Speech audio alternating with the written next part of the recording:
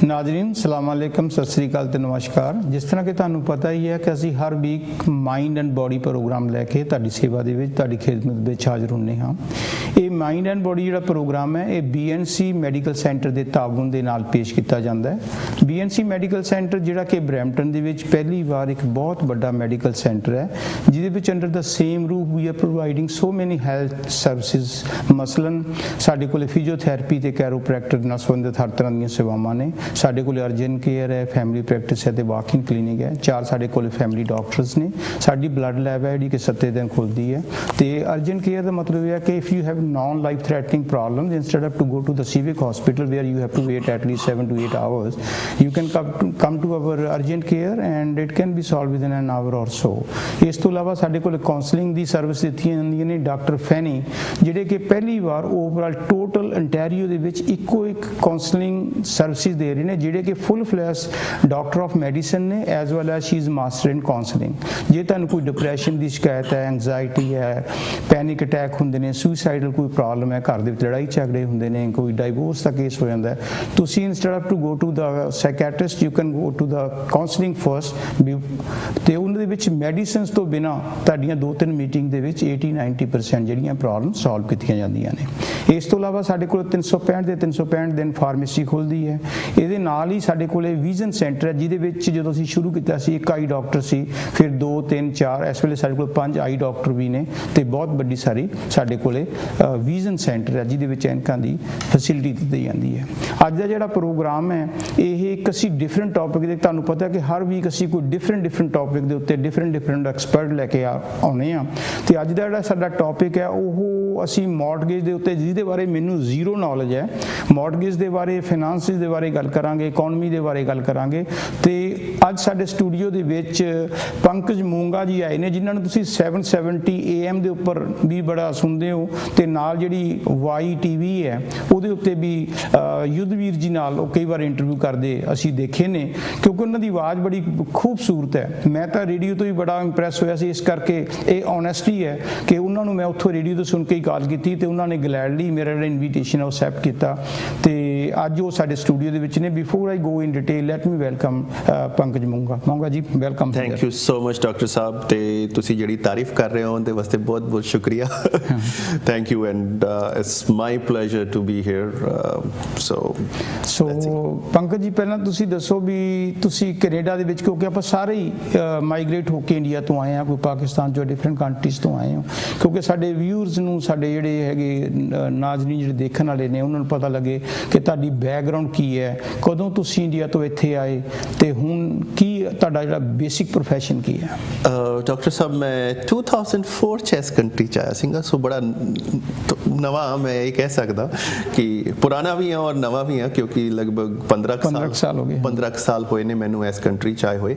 और मैं बिलोंग करदा एक सिटी है हरियाणा सिरसा। हाँ जी, सिरसा तो बिलोंग करदा, लेकिन मैं मेरी एजुकेशन वास्ते जिवें मेरी MBA दिल्ली तो की मैं, सो मैं दिल्ली आ गया सीगा। सो दिल्ली रहिंदा रहा, मेरी लैंग्वेज नाल पता चल जाता मैं थोड़ी पापे वाली लैंग्वेज बोलदा जी पंजाबी च। सो दिल्ली वाली मेरी पंजाबी है। सो दिल्ली उस तो बाद मैं जॉब करदा रहा। मैं 2000 च मेरा विआह होया सी उत्थे दिल्ली ही। सो 2004 च असीं दोनों ने डिसाइड किया कि कुछ ऐ जा डेंजरस स्टैप लिता जाए जिंदगी च, सैटल जिंदगी नूं हिलाया जाए, थोड़ा जा मज़ा नहीं आता पिया।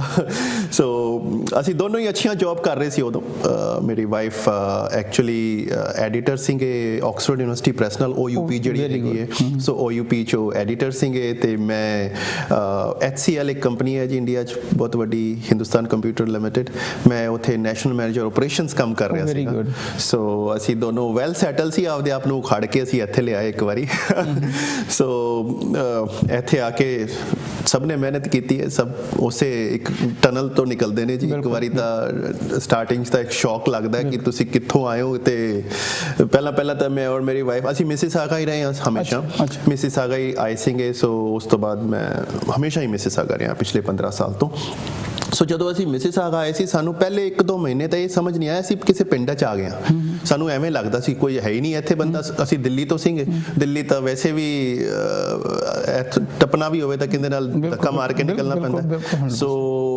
ਜਦੋਂ ਅਸੀਂ ਇੱਥੇ ਆਏ ਤਾਂ ਸਾਨੂੰ ਲੱਗਿਆ ਪਿੰਡ 'ਚ ਆ ਗਏ ਹਾਂ ਬਟ ਧੀਰੇ ਧੀਰੇ ਪਿੰਡ ਸਾਡਾ ਬਣ ਗਿਆ ਸੋ ਮੈਂ ਹੁਣ ਇੱਥੇ ਆ ਕੇ ਮੈਂ ਜਿਹੜਾ ਲਾਇਸੈਂਸ ਵਗੈਰਾ ਲਿੱਤੇ ਉਸ ਤੋਂ ਬਾਅਦ ਮੈਂ ਆਪਦੀ ਐਜੂਕੇਸ਼ਨ ਵੀ ਕੀਤੀ ਇੱਥੇ ਮੈਂ ਸਰਟੀਫਾਈਡ ਫਾਈਨੈਂਸ਼ੀਅਲ ਪਲੈਨਰ ਹਾਂ ਜੀ ਹੁਣ ਸੋ CFP ਕੀਤੀ ਮੈਂ ਇੱਥੇ ਆ ਕੇ ਮੈਂ CLU ਐਂਡ CHS ਵੀ ਕੀਤੀਆਂ ਜਿਹੜੇ ਕਿ ਜਿਹਨੂੰ ਚਾਰਟਰਡ ਲਾਈਫ ਅੰਡਰਰਾਈਟਰ ਕਹਿੰਦੇ ਨੇ ਤੇ CHS ਨੂੰ ਸਰਟੀਫਾਈਡ ਹੈਲਥ ਇੰਸ਼ੋਰੈਂਸ ਸਪੈਸ਼ਲਿਸਟ ਕਹਿੰਦੇ ਨੇ ਸੋ ਇਹ ਇੱਕ ਫਾਈਨੈਂਸ਼ੀਅਲ ਪਲੈਨਿੰਗ ਔਰ ਇੰਸ਼ੋਰੈਂਸ ਸਾਈਡ ਦੀਆਂ ਕਿਉਂਕਿ ਮੈਂ ਉਸ ਬਿਜ਼ਨਸ 'ਚ ਆ ਗਿਆ ਸੀਗਾ ਸੋ ਮੈਨੂੰ ਇਹ ਲੱਗਿਆ ਕਿ ਨਹੀਂ ਮੈਨੂੰ ਕੁਝ ਹੋਰ ਐਜੂਕੇਸ਼ਨ ਚਾਹੀਦੀ ਹੈ ਐਂਡ ਇਸ ਲੈਵਲ ਦੀ ਟੌਪ ਐਜੂਕੇਸ਼ਨ ਜਿਹੜੀ ਹੈ ਉਹ ਮੈਂ ਲੈਣਾ ਚਾਹਾਂਗਾ ਕਿਉਂਕਿ ਮੈਂ MBA ਸੀਗਾ ਸੋ ਉਸੇ ਤਰ੍ਹਾਂ ਦੀ ਮੈਂ ਇੱਥੇ ਕੋਈ ਚੀਜ਼ ਕਰਨਾ ਚਾਹ ਰਿਹਾ ਸੀਗਾ ਸੋ CFP ਕਰਨ ਤੋਂ ਬਾਅਦ ਹੁਣ ਮੈਂ ਇੱਕ ਸਰਟੀਫਾਈਡ ਫਾਈਨੈਂਸ਼ੀਅਲ ਪਲੈਨਰ ਹਾਂ ਸੋ ਜਿਹੜੀ ਸਰਵਿਸਿਜ਼ ਨੇ ਇਹ ਗਵਰਨਮੈਂਟ ਨਾਲ ਰਿਲੇਟਡ ਨੇ ਜਾਂ ਤੁਹਾਡੀ ਆਪਣੀ ਪਰਸਨਲ ਪ੍ਰਾਈਵੇਟ ਨੇ ਗਵਰਨਮੈਂਟ ਨਾਲ ਰਿਲੇਟਡ ਨਹੀਂ ਨੇ ਜੀ ਮੈਂ ਬੇਸਿਕਲੀ ਜਿਵੇਂ ਇਨਵੈਸਟਮੈਂਟਸ ਹੁੰਦੀਆਂ ਨੇ ਤੁਹਾਡੀਆਂ ਉਹਨਾਂ ਨੂੰ ਮੈਨੇਜ ਕਰਦਾ ਜਿਵੇਂ RRSP ਹੋ ਗਈ ਤੁਹਾਡੀ ਕਿਸੇ ਦੀ ਲਿਫ ਹੈ ਕਿਸੇ ਦਾ ਰੈਫ ਹੈ ਕੋਈ ਵੈਸੇ ਵੀ ਨੋਨ ਰਜਿਸਟਰਡ ਅਕਾਊਂਟ ਹੁੰਦੇ ਨੇ ਸੇਵਿੰਗ ਅਕਾਊਂਟ ਹੁੰਦੇ ਨੇ ਉਹਨਾਂ ਨੂੰ ਮਾਰਕੀਟ 'ਚ ਇਨਵੈਸਟ ਕਰਕੇ ਮੈਂ ਉਹਨੂੰ ਮੈਨੇਜ ਕਰਦਾ ਦੂਜੀ ਚੀਜ਼ ਮੈਂ ਇੰਸ਼ੋਰੈਂਸਸ ਕਰਦਾ ਜਿਵੇਂ ਲਾਈਫ ਇੰਸ਼ੋਰੈਂਸ ਹੋ ਗਈ ਕ੍ਰਿਟੀਕਲ ਜਿਹੜੀਆਂ ਵੀ ਇੰਸ਼ੋਰੈਂਸਿਸ ਹੁੰਦੀਆਂ ਨੇ ਉਹ ਸਰਵਿਸਿਜ਼ ਮੈਂ ਕਰਦਾ ਮੇਰਾ ਆਫਿਸ ਸਕੁਆਇਰ 1 ਦੇ ਕੋਲੇ ਹੈ ਮਿਸਿਸਾਗਾ 'ਚ ਸੋ ਮੇਰੇ ਕੋਲ ਕਈ ਕੰਪਨੀਆਂ ਦੀਆਂ ਏਜੰਸੀਆਂ ਨੇ ਕਾਫੀ ਕੰਪਨੀਆਂ ਨਾਲ ਮੈਂ ਕੰਮ ਕਰਦਾ ਲੇਕਿਨ ਸਾਰੀਆਂ ਪ੍ਰਾਈਵੇਟ ਨਾਲ ਸੋ ਉਹ ਸਰਵਿਸਿਜ਼ ਮੈਂ ਦੇਣਾ ਚਾਹੁੰਦਾ ਮੈਂ ਪੰਕਜ ਜੀ ਤੁਹਾਨੂੰ ਇੱਕ ਸਵਾਲ ਬੜਾ ਵੈਸੇ ਤਾਂ ਸਟੂਪਿਡ ਕੁਐਸਚਨ ਹੈ ਕਿਉਂਕਿ ਮੈਂ ਤੁਹਾਨੂੰ ਪਹਿਲਾਂ ਹੀ ਕਿਹਾ ਵੀ ਮੈਨੂੰ ਨੌਲੇਜ ਨਹੀਂ ਹੈਗੀ ਵੀ ਅੱਗੇ ਸਾਡੇ ਟਾਈਮ ਦੇ ਵਿੱਚ ਮੈਨੂੰ ਕੋਈ ਆਲਮੋਸਟ 32 ਇਅਰਸ ਇੱਥੇ ਹੋ ਗਏ ਆਏ ਨੂੰ ਸੋ ਉਦੋਂ ਸਾਨੂੰ ਜਦੋਂ ਅਸੀਂ ਬੈਂਕਾਂ ਦੇ ਵਿੱਚ ਪੈਸੇ ਡਬਲ ਟਾਈਮ ਹੋ ਗਿਆ ਹਾਂਜੀ ਚਲੋ ਇੰਜ ਕਹਿ ਲਓ ਐਵੇਂ ਕਹਿ ਸਕਦੇ ਉਹ ਇਸ ਕਰਕੇ ਜਦੋਂ ਬੈਂਕਾਂ ਦੇ ਵਿੱਚ ਅਸੀਂ ਪੈਸੇ ਰੱਖਦੇ ਹੁੰਦੇ ਸੀਗੇ ਤੇ ਉਦੋਂ ਸਾਨੂੰ ਇੰਟਰਸਟ ਮਿਲਦਾ ਹੁੰਦਾ ਸੀ ਚੰਗਾ ਪਰ ਹੌਲੀ ਹੌਲੀ ਅਸੀਂ ਦੇਖਿਆ ਜਿਵੇਂ ਯੂਰਪ ਦੇ ਵਿੱਚ ਸਟਾਈਲ ਹੈ ਕਿਉਂਕਿ ਮੈਨੂੰ ਪੋਲੈਂਡ ਦੇ ਵਿੱਚ ਵੀ ਰਹਿਣ ਦਾ ਕਈ ਵਾਰੀ ਜਾਣ ਦਾ ਮੌਕਾ ਮਿਲਦਾ ਉੱਥੇ ਅਸੀਂ ਬੜੇ ਹੈਰਾਨ ਹੁੰਦੇ ਸੀ ਕਿ ਬੈਂਕ ਵਾਲੇ ਇੰਟਰਸਟ ਦਿੰਦੇ ਹੀ ਨਹੀਂ ਨਾ ਦੇ ਵਰਗੇ ਨੇ ਰਾਦਰ ਕਈ ਥਾਂ ਤੇ ਤਾਂ ਉਹ ਲੈ ਆਉਂਦੇ ਨੇ ਵੀ ਤੁਹਾਡੇ ਅਸੀਂ ਪੈਸਿਆਂ ਨੂੰ ਹੈਂਡਲਿੰਗ ਕਰਦੇ ਹਾਂ ਸੋ ਹੁਣ ਪੈਸੇ ਜਿਹੜੀ ਇੱਥੇ ਕੈਨੇਡਾ ਦੇ ਵਿੱਚ ਵੀ ਸਿਸਟਮ ਹੈ ਜਿਹੜਾ ਉਹ ਇੰਟਰਸਟ ਕਾਫੀ ਘਟ ਗਿਆ ਤੇ ਉਹਦੇ ਲਈ ਹੁਣ ਬੰਦੇ ਕੋਲੇ ਜਿਹੜੇ ਬੰਦੇ ਨੇ ਪੈਸੇ ਜੋੜੇ ਹੁੰਦੇ ਨੇ ਇੰਨੇ ਕਿਤੇ ਹੁੰਦੇ ਨੇ ਸਾਰੇ ਪੈਸੇ ਉਹ ਜੇ ਬੈਂਕ 'ਚ ਰੱਖਦਾ ਉਹਨੂੰ ਕੋਈ ਫਾਇਦਾ ਨਹੀਂ ਹੁੰਦਾ ਤੇ ਜੇ ਉਹ ਜਿੰਨੇ ਪ੍ਰਾਈਵੇਟ ਬੰਦੇ ਨੇ ਲੋਕ ਬਹੁਤ ਆਉਂਦੇ ਨੇ ਵੀ ਸਾਡੇ ਪੈਸੇ ਡਿਪੋਜ਼ਿਟ ਕਰਾ ਦਿਓ ਆਹ ਸਕੀਮਾਂ ਨੇ 100 ਸਕੀਮਸ ਨੇ ਇੱਥੇ ਪਰ ਕੋਈ ਤੁਸੀਂ ਕਿਉਂਕਿ ਤੁਸੀਂ ਮੈਨੂੰ ਇਸ ਗੱਲ ਦਾ ਟਰਸਟ ਹੈ ਕਿਉਂਕਿ ਮੈਂ ਤੁਹਾਡਾ ਪ੍ਰੋਗਰਾਮ ਸੁਣਦਾ ਰਹਿਣਾ ਤੇ way you smile and the way you express so ਕੋਈ ਮਤਲਬ ਲੋਕ ਬੈਂਕ 'ਚ ਰੱਖਣ ਆਪਣੇ ਪੈਸੇ ਜਾਂ ਬੈਂਕ 'ਚ ਕਿਉਂ ਰੱਖਣ ਜਾਂ ਕਿਉਂ ਨਾ ਰੱਖਣ ਕੁਛ ਇਹਦੇ ਬਾਰੇ ਦੱਸੋਗੇ ਕਿ ਬਾਹਰ ਕੀ ਫਾਇਦਾ ਡਾਕਟਰ ਸਾਹਿਬ ਮੈਂ ਪਹਿਲਾਂ ਇੱਕ ਚੀਜ਼ ਤੁਹਾਡੀ ਜਿਹੜੀ ਸਟਾਰਟਿੰਗ ਪੁਆਇੰਟ ਸੀ ਉਹਨੂੰ ਐਕਸਪਲੇਨ ਕਰਨਾ ਚਾਹਾਂਗਾ ਕਿ ਇੰਟਰਸਟ ਰੇਟ ਕਿਉਂ ਘੱਟਦੇ ਇਹਨਾਂ ਕੰਟਰੀਆਂ 'ਚ ਹੁੰਦਾ ਕੀ ਹੈ ਜਿਹੜੀ ਕੰਟਰੀ ਦਾ ਪ੍ਰਾਈਮ ਜ਼ਿਆਦਾ ਹੋਵੇਗਾ ਪ੍ਰਾਈਮ ਜਿਵੇਂ ਓਕੇ ਮੈਂ ਦੂਜੇ ਤਰੀਕੇ ਨਾਲ ਐਕਸਪਲੇਨ ਕਰਦਾ ਹੁਣ ਅਗਰ ਬੈਂਕ ਜਦੋਂ ਤੁਹਾਨੂੰ ਮੌਰਗੇਜ ਦਿੰਦਾ ਹੈ ਜਾਂ ਕੋਈ ਲੋਨ ਦਿੰਦਾ ਹੈ ਸੋ ਵੈਸੇ ਹੀ ਉਹ 3% ਤੇ 2.5% ਤੇ ਦੇ ਰਿਹਾ ਹੈ ਬੇਸਿਕਲੀ ਉਹ ਤੁਹਾਡੇ ਪੈਸੇ ਨਾਲ ਸਿਰਫ 2.5% ਹੀ ਕਮਾ ਰਿਹਾ ਜਦੋਂ ਉਹ 2.5% ਕਮਾ ਰਿਹਾ ਹੈ ਤਾਂ ਤੁਹਾਨੂੰ ਉਹ ਜ਼ਿਆਦਾ ਕਿਵੇਂ ਦੇ ਸਕਦਾ ਹੈ ਤੁਹਾਨੂੰ ਉਹ 1% ਦੇਵੇਗਾ 1.5% ਦੇਵੇਗਾ ਲੇਕਿਨ ਜਿਵੇਂ ਆਪਾਂ ਇੰਡੀਆ ਪਾਕਿਸਤਾਨ ਇੱਧਰ ਚਲੇ ਜਾਈਏ ਇਹਨਾਂ ਦੇ ਮੌਰਗੇਜ ਦੇ ਰੇਟ 15% 12% ਨੇ ਜੀ ਜਿੱਥੇ ਬੈਂਕ 12% ਕਮਾ ਰਿਹਾ ਉਹ ਕਹਿੰਦਾ ਲੈ ਲਓ 7% ਬਿਲਕੁਲ ਠੀਕ ਤੁਸੀਂ ਮੈਨੂੰ ਪੈਸਾ ਦਿਓ ਮੈਂ 7% ਤੁਹਾਨੂੰ ਦੇਵਾਂਗਾ 8% ਦੇਵਾਂਗਾ ਤੇ ਉਹਨੂੰ 12% ਤੇ ਚੜਾ ਕੇ ਮੈਂ ਆਪਦਾ ਪੈਸਾ ਕਮਾ ਲਾਂਗਾ ਸੋ ਇਹਨਾਂ ਕੰਟਰੀਆਂ 'ਚ ਕੀ ਹੈ ਜੀ ਮੈਂ ਦੇਣਾ ਹੀ 2.5% ਤੇ ਹੈ ਤੇ ਤੁਹਾਨੂੰ ਮੈਂ 3% ਜਾਂ 7% ਕਿਸ ਤਰ੍ਹਾਂ ਦੇ ਸਕਦਾ ਮੈਂ ਕਮਾ ਹੀ ਨਹੀਂ ਰਿਹਾ ਉਹਨਾਂ ਸੋ ਇਹ ਰੀਜ਼ਨ ਹੈ ਕਿ ਇੰਟਰਸਟ ਰੇਟ ਇਹਨਾਂ ਕੰਟਰੀਆਂ 'ਚ ਬਹੁਤ ਘੱਟ ਨੇ ਕਿਉਂਕਿ ਲੈਂਡਿੰਗ ਵੀ ਉਸੇ ਰੇਟ ਤੇ ਹੁੰਦੀ ਹੈ ਦੂਜੀ ਚੀਜ਼ ਬੈਂਕ ਜ਼ਰੂਰ ਤੁਸੀਂ ਸਹੀ ਕਹਿ ਰਹੇ ਹੋ, ਕਿਉਂਕਿ ਉੱਥੇ ਵੀ ਉਹਨਾਂ ਦਾ ਵੀ ਬਿਜ਼ਨਸ ਹੀ ਹੈ ਬੈਂਕਸ ਦਾ, ਫੰਡਸ ਵਗੈਰਾ 'ਚ ਇਨਵੈਸਟ ਕਰਦੇ ਨੇ, ਮਿਊਚੁਅਲ ਫੰਡ 'ਚ ਪਾਉਂਦੇ ਨੇ, ਸਟਾਕਸ 'ਚ ਪਾਉਂਦੇ ਨੇ, ਤੁਹਾਨੂੰ ਉਹ ਕਹਿੰਦੇ ਨੇ। ਫਰਕ ਕੀ ਹੁੰਦਾ ਹੈ ਮੇਰੇ ਔਰ ਉਹਨਾਂ 'ਚ? ਮੈਂ ਕਹਾਂਗਾ ਕਿ ਇੱਕੋ ਹੀ ਫਰਕ ਹੈ। ਉਹ ਫਰਕ ਇਹ ਹੈ ਕਿ ਜਿਹੜੇ ਬੰਦੇ ਨੂੰ ਤੁਸੀਂ ਮਿਲ ਰਹੇ ਹੋ ਉੱਥੇ ਜਾ ਕੇ, ਉਹਦੀ ਨੌਲੇਜ ਤੇ ਡਿਪੈਂਡ ਕਰਦਾ ਹੈ ਕਿ ਉਹ ਕਿੱਥੇ ਇਨਵੈਸਟ ਹੋਵੇਗਾ। ਅਗਰ ਤੁਸੀਂ ਚਾਹੇ ਕਿਸੇ ਵੀ ਬੈਂਕ 'ਚ ਬੈਠੇ ਹੋ, ਮੈਂ ਕੋਈ ਨਾਮ ਨਹੀਂ ਲੈਣਾ ਚਾਹ ਰਿਹਾ, ਆਪਣੇ 5-6 ਵੱਡੇ ਬੈਂਕ ਨੇ, ਕਿਸੇ ਵੀ ਬੈਂਕ 'ਚ ਤੁਸੀਂ ਘੁਸ ਜਾਓ, ਤੁਸੀਂ ਕਹੋ ਕਿ ਆ ਮੇਰੇ ਕੋਲ $2 ਲੱਖ ਹੈਗਾ ਜੀ, ਇਨਵੈਸਟ ਕਰਨਾ, ਉਹ ਜਿਹੜਾ ਬੰਦਾ ਬੈਠਾ ਹੈ ਜਿਹਨੂੰ ਤੁਸੀਂ ਮਿਲ ਰਹੇ ਹੋ ਉਹ ਇਨਵੈਸਟ ਕਰੇਗਾ, ਨਾ ਕਿ ਤੁਹਾਡਾ ਬੈਂਕ ਕਰ ਰਹੇ ਹੋ। ਬਿਲਕੁਲ ਠੀਕ। ਬੈਂਕ ਨਹੀਂ ਕਰ ਰਿਹਾ ਪੈਸਾ, ਬੈਂਕ ਨੂੰ ਨਹੀਂ ਹੈ, ਉਹ ਬੈਂਕ ਦਾ EMPLOYEE ਜਿਹੜਾ ਹੈ ਉਹਦੀ ਨੌਲੇਜ ਤੇ ਡਿਪੈਂਡ ਕਰਦਾ ਹੈ। ਹੁਣ ਸਿਰਫ ਕੰਪੈਰੀਜ਼ਨ ਇਹ ਹੁੰਦਾ ਹੈ ਕਿ ਮੇਰੇ ਕੋਲ ਤੁਸੀਂ ਆਏ ਹੋ ਤਾਂ ਮੇਰੀ ਨੌਲੇਜ ਤੇ ਡਿਪੈਂਡ ਕਰੇਗਾ ਮੈਂ ਕਿੱਥੇ ਉਹਨੂੰ ਪਾਵਾਂ, ਕਿੱਥੇ ਸੁਜੈਸਟ ਕਰਾਂ ਤੁਹਾਨੂੰ। ਅਕਾਊਂਟ ਤਾਂ ਤੁਹਾਡੇ ਨਾਮ ਤੇ ਹੀ ਰਹਿਣਾ, ਮੈਂ ਤਾਂ ਸਿਰਫ ਉਹਨੂੰ ਮੈਨੇਜ ਗਾਈਡ ਕਰਨਾ। ਸੋ ਇਹ ਮੇਰੀ ਨੌਲੇਜ ਤੇ ਡਿਪੈਂਡ ਕਰੇਗਾ ਕਿ ਮੈਂ ਕਿੱਥੇ ਇਨਵੈਸਟ ਕਰਾਂ ਔਰ ਕਿੰਨਾ ਪੈਸਾ ਕਮਾਵਾਂ, ਤੇ ਉੱਥੇ ਬੈਂਕ ਦੇ ਉਹ EMPLOYEE ਦੀ ਨੌਲੇਜ ਤੇ ਡਿਪੈਂਡ ਕਰੇਗਾ ਕਿੰਨਾ ਪੈਸਾ ਕਮਾਵਾਂ। ਦੂਜੀ ਚੀਜ਼, ਨਾਰਮਲੀ ਤੁਸੀਂ ਵੇਖਿਆ ਹੋਵੇਗਾ ਬੈਂਕ 'ਚ ਤੁਸੀਂ ਘੁਸਦੇ ਹੋ, ਪਹਿਲੀ ਵਾਰੀ ਕਿਸੇ ਹੋਰ ਬੰਦੇ ਨੂੰ ਮਿਲਦੇ ਹੋ, ਦੂਜੇ ਦਿਨ ਜਾਓਗੇ ਤਾਂ ਕਿਸੇ ਹੋਰ ਨੂੰ ਮਿਲੋਗੇ।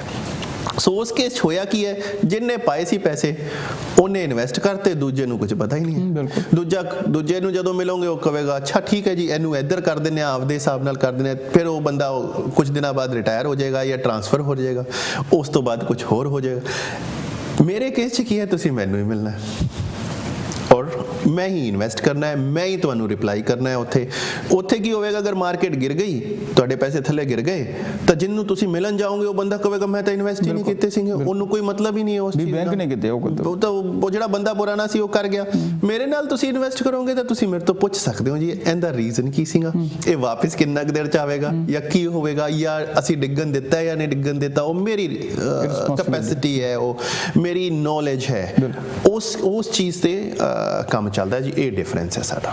ਓਕੇ, ਫਿਰ ਜਿਹੜੀ ਗੱਲ ਲੋਕ ਕਹਿੰਦੇ ਨੇ ਵੀ ਫਾਈਨਾਂਸ ਦੇ ਵਿੱਚ ਜਿੰਨਾ ਕਿ ਰਿਸਕ ਹੋਏਗਾ ਉਹਦੇ ਹਿਸਾਬ ਨਾਲ, ਕਿਉਂਕਿ ਰਿਸਕ ਜੇ ਤੁਸੀਂ ਵੱਡਾ ਲਓਗੇ ਦਿਸ ਵੇ ਔਰ ਦੈਟ ਵੇ, ਜੇ ਘੱਟ ਰਿਸਕ ਹੋਏਗਾ ਤੇ ਉਹਦੇ ਵਿੱਚ ਇਹ ਹੈ ਵੀ ਰਿਸਕ ਕਿਉਂਕਿ ਘੱਟ ਹੈ, ਇਸ ਕਰਕੇ ਤੁਹਾਡਾ ਪ੍ਰੋਫਿਟ ਵੀ ਮੇਰੇ ਖਿਆਲ 'ਚ, ਜੇ ਇਕਨੋਮੀ ਦਾ ਕੁਝ ਇਸ ਤਰ੍ਹਾਂ ਦਾ ਪ੍ਰਿੰਸੀਪਲ ਹੈ ਤਾਂ ਉਹਦੇ ਨਾਲ ਫਿਰ ਇਕਨੋਮੀ ਵੀ ਉਹਨੇ ਤਰੀਕੇ ਨਾਲ ਅੱਗੇ ਜੰਪ ਕਰਦੀ ਹੈ। ਸੋ ਇਹ ਰਿਸਕ ਜਿਹੜਾ ਹੈਗਾ ਇੱਕ ਇਨਸਾਨ ਨੂੰ ਕਿੰਨਾ ਕੁ ਲੈਣਾ ਚਾਹੀਦਾ ਜਿਹਦੇ ਕੋਲ ਪੈਸੇ ਹੀ ਥੋੜੇ ਨੇ ਵਿਚਾਰੇ? ਡਾਕਟਰ ਸਾਹਿਬ, ਜਿਹੜਾ ਵੀ ਬੰਦਾ ਸਾਡੇ ਸਾਹਮਣੇ ਬਹਿੰਦਾ ਜਦੋਂ ਆ ਕੇ, ਉਹਦੀ ਅਸੀਂ ਇੱਕ ਪ੍ਰੋਫਾਈਲ ਬਣਾਉਂਦੇ ਹਾਂ, ਉਹਨੂੰ ਇਨਵੈਸਟਰ ਪ੍ਰੋਫਾਈਲ ਕਹਿੰਦੇ ਨੇ, ਕੁਝ ਉਹ ਕਹਿੰਦੇ ਨੇ ਨੋ ਯੂਰ ਕਲਾਇੰਟ, KYC ਕਹਿੰਦੇ ਨੇ ਉਹਨੂੰ, ਜਾਂ ਇਨਵੈਸਟਰ ਪ੍ਰੋਫਾਈਲ ਕਹਿੰਦੇ ਨੇ। ਉਹਦੇ 'ਚ ਕੁਝ ਕੁਐਸਚਨ ਹੁੰਦੇ ਨੇ, 8-9 ਕੁਐਸਚਨ। ਉਹ ਕੁਐਸਚਨ ਦੇ ਆਨਸਰ ਦੇਣ ਤੋਂ ਬਾਅਦ ਸਾਨੂੰ ਇਹ ਪਤਾ ਚੱਲਦਾ ਹੈ ਕਿ ਇਹ ਬੰਦੇ ਦੀ ਪ੍ਰੋਫਾਈਲ ਕੀ ਹੈ, ਇਹ ਕਿੰਨਾ ਕੁ ਰਿਸਕ ਲੈ ਸਕਦਾ ਹੈ, ਕਿਉਂਕਿ ਉਹਦੇ 'ਚ ਸਾਡਾ ਟਾਈਮ ਫਰੇਮ ਹੁੰਦਾ ਹੈ, ਤੁਹਾਡੀ ਏਜ ਹੁੰਦੀ ਹੈ, ਤੁਹਾਡੀ ਇਨਕਮ ਕੀ ਹੈ, ਤੁਹਾਡੀ ਨੈਟਵਰਥ ਕੀ ਹੈ, ਕਿੰਨਾ ਕੁ ਤੁਸੀਂ ਰਿਸਕ ਲੈ ਸਕਦੇ ਹੋ, ਕਿੰਨਾ ਕੁ ਤੁਸੀਂ ਰਿਸਕ ਝੇਲ ਸਕਦੇ ਹੋ, ਬਈ ਮਾਈਨਸ ਜਾਵੇ ਤਾਂ ਇੰਨਾ ਕੁ ਜਾ ਸਕਣਾ ਚਾਹੇ, ਇੰਨਾ ਇਸ ਤੋਂ ਜ਼ਿਆਦਾ ਨਹੀਂ। ਸਾਨੂੰ ਇਹ ਦੇਖਣਾ ਪੈਂਦਾ ਜੀ ਤੁਹਾਡਾ ਬਲੱਡ ਪ੍ਰੈਸ਼ਰ ਕਿੱਥੇ ਵਧੇਗਾ। ਸਿੱਧੀ ਜੀ ਗੱਲ ਹੈ, ਤੁਹਾਡੇ ਕੋਲ ਜਿਹੜੀਆਂ 6 ਮਹੀਨੇ ਬਾਅਦ ਸਟੇਟਮੈਂਟ ਆਉਣਗੀਆਂ, ਅਗਰ ਉਹਦੇ 'ਚ 5% ਮਾਈਨਸ ਦਿਖਾ ਰਿਹਾ ਹੈ ਬਾਈ ਚਾਂਸ, ਤਾਂ ਤੁਹਾਡਾ ਬਲੱਡ ਪ੍ਰੈਸ਼ਰ 5% ਤੇ ਵਧੇਗਾ ਜਾਂ 10% ਤੇ ਵਧੇਗਾ, ਸਾਨੂੰ ਇਹ ਜਾਣਨਾ ਜ਼ਰੂਰੀ ਹੈ। ਸੋ ਅਸੀਂ ਉਸੇ ਹਿਸਾਬ ਨਾਲ ਹੀ ਇਨਵੈਸਟ ਕਰਦੇ ਹਾਂ। ਔਰ ਯੈਸ, ਤੁਹਾਡੀ ਏਜ ਤੇ ਬਹੁਤ ਡਿਪੈਂਡ ਕਰਦਾ ਹੈ ਜੀ ਇਹ ਚੀਜ਼। ਅਗਰ ਤੁਸੀਂ ਯੰਗ ਏਜ ਹੈਗੇ ਹੋ ਤਾਂ ਤੁਸੀਂ ਰਿਸਕ ਲੈ ਸਕਦੇ ਹੋ, ਕਿਉਂਕਿ ਤੁਹਾਡੇ ਕੋਲ ਟਾਈਮ ਫਰੇਮ ਹੈਗਾ। ਟਾਈਮ ਫਰੇਮ ਦਾ ਮਤਲਬ ਇਹ ਹੁੰਦਾ ਹੈ, ਰਿਸਕ ਦਾ ਮਤਲਬ ਇਹ ਨਹੀਂ ਹੁੰਦਾ ਕਿ ਪੈਸਾ ਕੋਈ ਜ਼ੀਰੋ ਹੋ ਜਾਂਦਾ ਹੈ। ਰਿਸਕ ਦਾ ਮਤਲਬ ਇਹ ਹੁੰਦਾ ਜਦੋਂ ਅਸੀਂ ਫੰਡਸ ਚੋਣੇ ਆ, ਮਾਰਕੀਟ ਥੱਲੇ ਗਈ ਹੈ ਤਾਂ ਪੈਸਾ ਥੱਲੇ ਚਲਾ ਗਿਆ, ਮਾਰਕੀਟ ਉੱਪਰ ਆ ਜਾਏਗੀ ਤਾਂ ਪੈਸਾ ਉੱਪਰ ਆ ਜਾਏਗਾ। ਬਟ ਇਹ ਹੁੰਦਾ ਹੈ ਕਿ ਉਹਦੇ ਸਾਲ 1.5 ਸਾਲ ਵੇਸਟ ਹੋ ਜਾਂਦਾ ਹੈ, ਜਿਸਲੇ ਕੋਈ ਰਿਸੈਸ਼ਨ ਆ ਗਿਆ, ਮੰਨ ਲਓ ਜਿਵੇਂ 2007 ਆਇਆ ਸੀਗਾ, ਅਸੀਂ ਥੱਲੇ ਚਲੇ ਗਏ ਸੀਗੇ, ਤਾਂ 2008 ਐਂਡ ਤੱਕ ਜਾ ਕੇ ਅਸੀਂ ਵਾਪਸ ਆਏ ਸੀਗੇ। ਸੋ ਸਾਡਾ ਉਸਲੇ ਟਾਈਮ ਵੇਸਟ ਹੋਇਆ ਸੀਗਾ, ਉਹ ਸਾਲ 1.5 ਸਾਲ ਅਸੀਂ ਕੁਝ ਕਮਾਇਆ ਨਹੀਂ। ਲੇਕਿਨ ਅਗਰ ਤੁਹਾਡੇ ਕੋਲ ਲੌਂਗਰ ਹੋਰਾਈਜ਼ਨ ਹੈ, ਮਤਲਬ ਤੁਸੀਂ ਅਗਰ 30 ਸਾਲ ਦੇ ਹੋ, 35 ਸਾਲ ਦੇ ਹੋ, ਹਲੇ 30 ਸਾਲ ਪਏ ਨੇ ਰਿਟਾਇਰ ਹੋਣ 'ਚ, ਤਾਂ 30 ਸਾਲ 'ਚ ਅਸੀਂ ਪੈਸਾ ਕਾਫੀ ਵਧਾ ਸਕਦੇ ਹਾਂ।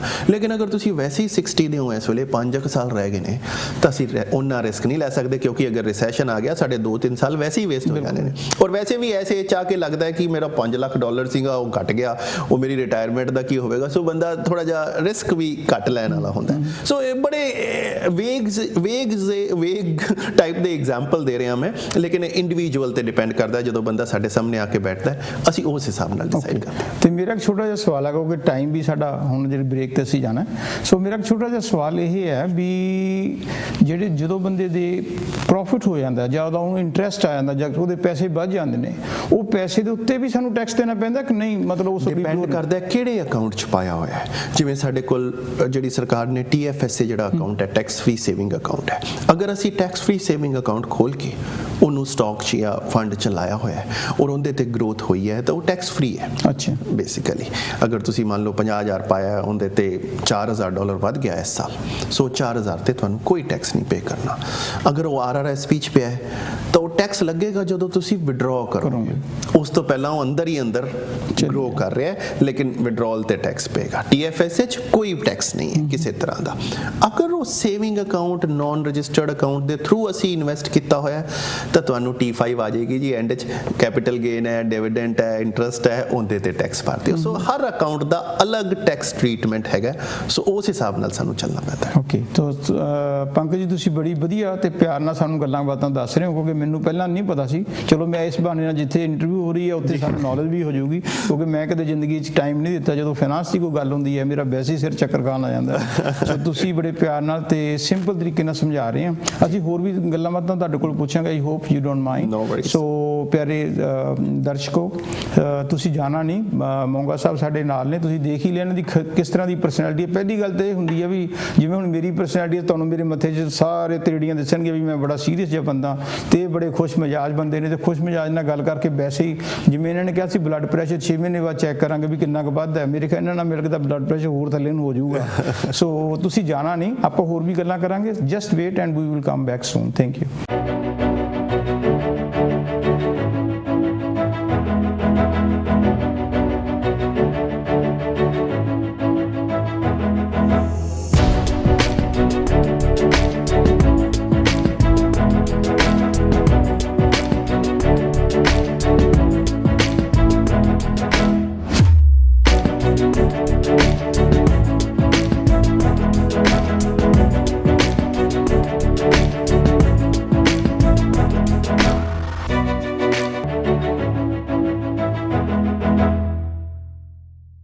ਵੈਲਕਮ ਬੈਕ ਜਿਸ ਤਰ੍ਹਾਂ ਕਿ ਤੁਹਾਨੂੰ ਪਤਾ ਹੀ ਹੈ ਕਿ ਅੱਜ ਸਾਡੇ ਸਟੂਡੀਓ ਦੇ ਵਿੱਚ ਪੰਕਜ ਮੋਂਗਾ ਜੀ ਆਏ ਨੇ ਜਿਹੜੇ ਕਿ ਫਾਈਨਾਂਸ ਨੂੰ ਡੀਲ ਕਰਦੇ ਨੇ ਤੇ ਤੁਸੀਂ ਪਹਿਲੇ ਹਾਫ ਦੇ ਵਿੱਚ ਦੇਖਿਆ ਕਿ ਮੈਨੂੰ ਤਾਂ ਸਵਾਲ ਨਹੀਂ ਪਤਾ ਸੀ ਇੰਨਾ ਜੋ ਵੀ ਮੈਂ ਟੁੱਟਿਆ ਫੁੱਟਿਆ ਜਿਹਾ ਇਹਨਾਂ ਨੂੰ ਸਵਾਲ ਪੁੱਛਿਆ ਤੇ ਇਹਨਾਂ ਨੇ ਬੜੀ ਬਾਖੂਬੀ ਉਸ ਨੂੰ ਤਾਂ ਸਿੰਪਲ ਤਰੀਕੇ ਦੇ ਨਾਲ ਤੇ ਵਧੀਆ ਲੈਂਗੁਏਜ ਦੇ ਨਾਲ ਵਧੀਆ ਫੇਸ ਐਕਸਪ੍ਰੈਸ਼ਨ ਦੇ ਨਾਲ ਤੁਹਾਨੂੰ ਐਕਸਪਲੇਨ ਕੀਤਾ ਇਹ ਵੀ ਇੱਕ ਬਹੁਤ ਆਦਮੀ ਦੀ ਪਰਸਨੈਲਿਟੀ ਦੇ ਵਿੱਚ ਕੁਆਲਿਟੀ ਹੁੰਦੀ ਹੈ ਇਟਸ ਅ ਗॉड ਗਿਫਟਡ ਇਹ I don't know whether this credit goes to his father ਔਰ ਮਦਰ ਔਰ to God I don't know ਇਹ ਕੁਦਰਤੀ ਹੁੰਦੀਆਂ ਸਾਰੀਆਂ ਗੱਲਾਂ ਸੋ ਹੁਣ ਅਸੀਂ ਇਸ ਹਾਫ ਦੇ ਵਿੱਚ ਇਹਨਾਂ ਨੂੰ ਕੁਝ ਹੋਰ ਡਿਫਰੈਂਟ ਸਵਾਲ ਕਰਨੇ ਨੇ ਸੋ ਪੰਕਜ ਜੀ ਮੈਨੂੰ ਤੁਸੀਂ ਥੋੜੀ ਦੱਸੋਗੇ ਵੀ ਅੱਜ ਕੱਲ੍ਹ ਇੱਕ ਜਦੋਂ ਅਸੀਂ ਕੈਨੇਡਾ ਦੇ ਵਿੱਚ ਆਏ ਸੀਗੇ ਮੈਨੂੰ ਯਾਦ ਹੈ 87 ਦੇ ਵਿੱਚ ਤੇ ਉਦੋਂ ਜਦੋਂ ਅਸੀਂ ਆਏ ਸੀ ਕਹਿੰਦੇ ਸੀ ਵੀ ਵੂਮ ਆਇਆ ਵਾ ਜਿਹੜੇ ਵੀ ਮਕਾਨ ਸੀਗੇ ਉਹ ਜਿਹੜੇ ਵੀ ਬੰਦੇ ਨੂੰ ਲੈ ਲਓ ਕਹਿੰਦਾ ਦੂਸਰੇ ਦਿਨ 50,000 ਵੱਧ ਗਿਆ 40,000 ਵੱਧ ਗਿਆ ਪਰ ਉਦੋਂ ਥੋੜੇ ਚਿਰ ਬਾਅਦ ਦੇਖਿਆ ਵੀ ਜਿਹੜੇ ਬੰਦੇ ਕਹਿੰਦੇ ਸੀ 4-4 5-5 ਮਕਾਨ ਲੈ ਲਏ ਉਹਨਾਂ ਦੇ ਸਾਰੇ ਆਪਣੇ ਵੀ ਵਿਕ ਗਏ ਸੋ ਉਹਨੂੰ ਰਿਸੈਸ਼ਨ ਮੇਰੇ ਖਿਆਲ ਕਹਿੰਦੇ ਨੇ ਸੋ ਅੱਜ ਦੀ ਜਿਹੜੀ ਸਿਚੁਏਸ਼ਨ ਹੈ ਕਿਉਂਕਿ ਅਸੀਂ ਵੀ ਸੁਣਦੇ ਇੰਨੇ ਸਾਲਾਂ 'ਚ ਵੀ ਜੀ ਰਿਸੈਸ਼ਨ ਆਉਣ ਵਾਲਾ ਹੀ ਹੈ ਸੋ ਅੱਜ ਦੀ ਪ੍ਰੈਜ਼ੈਂਟ ਸਿਚੁਏਸ਼ਨ ਕੀ ਹੈ ਡਾਕਟਰ ਸਾਹਿਬ ਅਗਰ ਦੇਖਿਆ ਜਾਵੇ ਤਾਂ ਮੈਂ ਸਿਰਫ ਐਗਜ਼ਾਮਪਲ ਦੇ ਰਿਹਾ ਤੁਹਾਨੂੰ 99 'ਚ ਰਿਸੈਸ਼ਨ ਆਇਆ 2000 ਦਾ ਜਿਹੜਾ ਟੈਕ ਬਬਲ ਸੀਗਾ ਉਹ ਗਿਆ 2004 'ਚ ਫਿਰ ਇੱਕ ਛੋਟਾ ਜਿਹਾ ਰਿਸੈਸ਼ਨ ਆਇਆ 2007 'ਚ ਬੜਾ ਮੇਜਰ ਰਿਸੈਸ਼ਨ ਆਇਆ ਜਿਹੜਾ ਸਾਰਿਆਂ ਨੇ ਵੇਖਿਆ ਹੁਣ ਪਿਛਲਾ ਜਿਹੜਾ ਰਿਸੈਸ਼ਨ ਸੀਗਾ ਸੋ ਲਗਭਗ 7-8 ਸਾਲਾਂ 'ਚ 3 ਰਿਸੈਸ਼ਨ ਆਏ ਸੀਗੇ ਉਸ ਤੋਂ ਪਹਿਲਾਂ ਜਿਹੜੀ ਇਕਨੋਮੀ ਦੇ ਫੰਡਾਮੈਂਟਲ ਸੀਗੇ ਉਹ ਇਹ ਸੀਗੇ ਵੀ 10 ਕੁ ਸਾਲਾਂ 'ਚ ਜਾਂ 7-8 ਸਾਲ ਬਾਅਦ ਇੱਕ ਰਿਸੈਸ਼ਨ ਆਉਂਦਾ ਸੀ ਉਹਨੇ ਇੱਕ ਨਵਾਂ ਹੀ ਟ੍ਰੈਂਡ ਸ਼ੁਰੂ ਕਰ ਦਿੱਤਾ ਉਸ ਟਾਈਮ ਤੇ ਕਿ 3 ਰਿਸੈਸ਼ਨ ਆ ਗਏ ਹੁਣ ਉਸ ਤੋਂ ਬਾਅਦ ਨਵਾਂ ਹੀ ਟ੍ਰੈਂਡ ਸ਼ੁਰੂ ਹੋ ਗਿਆ 2007 ਤੋਂ ਬਾਅਦ ਹਲੇ ਤੱਕ ਰਿਸੈਸ਼ਨ ਨਹੀਂ ਆਇਆ ਤੁਸੀਂ ਇਹ ਸੋਚੋ 2007 2008 ਜਦੋਂ 8 ਨੂੰ ਕਾਊਂਟ ਕਰ ਲਈਏ ਚਲੋ 2007 ਚ ਆਇਆ ਸੀਗਾ 8 ਤੋਂ ਲੈ ਕੇ 19 11 ਸਾਲ ਹੋ ਚੁੱਕੇ ਨੇ ਰਿਸੈਸ਼ਨ ਨਹੀਂ ਆਇਆ ਇਹ ਬਹੁਤ ਵੱਡੀ ਚੀਜ਼ ਹੈ ਸੋ ਉਹਨੇ ਤਾਂ ਆਣਾ ਹੀ ਆਣਾ ਹੈ ਕੋਈ ਨਾ ਕੋਈ ਚੀਜ਼ ਤਾਂ ਇਹ ਜੀ ਹੋਵੇਗੀ ਜਿੰਦੇ ਚ ਰਿਸੈਸ਼ਨ ਆਏਗਾ ਲੇਕਿਨ ਹੁਣ ਸਾਨੂੰ ਇਹ ਲੱਗਦਾ ਪਿਆ ਹੈ ਕਿ ਟਾਈਮ ਨਜ਼ਦੀਕ ਆਉਂਦਾ ਜਾ ਰਿਹਾ ਹੈ, ਰਿਸੈਸ਼ਨ ਦੇ ਚਾਂਸਸ ਵੱਧਦੇ ਜਾ ਰਹੇ ਨੇ। ਉਹ ਵਧੇ ਵੀ ਬਹੁਤ ਸਾਰੇ ਉਹਦੇ ਰੀਜ਼ਨ ਨੇ, ਜਿੰਦੇ ਚ ਡੋਨਲਡ ਟਰੰਪ ਬਹੁਤ ਵੱਡੇ ਰੀਜ਼ਨ ਨੇ। ਅੱਛਾ, ਕਿਉਂਕਿ ਉਹਨਾਂ ਨੇ ਜਿਹੜੀਆਂ ਟ੍ਰੇਡ ਵਾਰ ਸ਼ੁਰੂ ਕਰ ਰੱਖੀਆਂ ਨੇ, ਜਿਹੜੀ ਮੇਜਰ ਟ੍ਰੇਡ ਵਾਰ ਜਿਹੜੀ ਸਾਡੇ ਨਾਲ, ਤਾਂ ਉਹਨਾਂ ਨੇ ਜੋ ਨੈਗੋਸੀਏਸ਼ਨ ਕੀਤਾ ਅਲੱਗ ਸੀਗਾ, ਕਿਉਂਕਿ ਸਾਡੀ ਇਕਨੋਮੀ ਬਹੁਤ ਜ਼ਿਆਦਾ US ਤੇ ਡਿਪੈਂਡੈਂਟ ਹੈ। ਅਸੀਂ ਛੋਟੀ ਜਿਹੀ ਇਕਨੋਮੀ ਆ, ਅਸੀਂ 2.5 ਟ੍ਰਿਲੀਅਨ ਦੀ ਇਕਨੋਮੀ ਹੈ ਸਾਡੀ, ਉਹਨਾਂ ਦੀ ਲਗਭਗ 18 ਟ੍ਰਿਲੀਅਨ ਦੀ ਇਕਨੋਮੀ ਹੈ। ਸੋ ਅਸੀਂ ਤਾਂ ਛੋਟੇ ਜਿਹੇ ਮੁਰਗੇ ਹਾਂ। ਸੋ ਜਦੋਂ ਸਾਡਾ ਉਹਦੇ ਨਾਲ ਨੈਗੋਸੀਏਸ਼ਨ ਚੱਲ ਰਿਹਾ ਸੀ, ਉਹਦੇ ਤੇ ਇੰਨਾ ਇੰਪੈਕਟ ਨਹੀਂ ਆ ਰਿਹਾ ਸੀ। ਲੇਕਿਨ ਜਦੋਂ ਉਹਨਾਂ ਨੇ ਚਾਈਨਾ ਨਾਲ ਟ੍ਰੇਡ ਵਾਰ ਸ਼ੁਰੂ ਕੀਤੀ, ਉਹ 18 ਟ੍ਰਿਲੀਅਨ ਦੇ ਨੇ, ਉਹ 12 ਟ੍ਰਿਲੀਅਨ ਦੇ ਨੇ।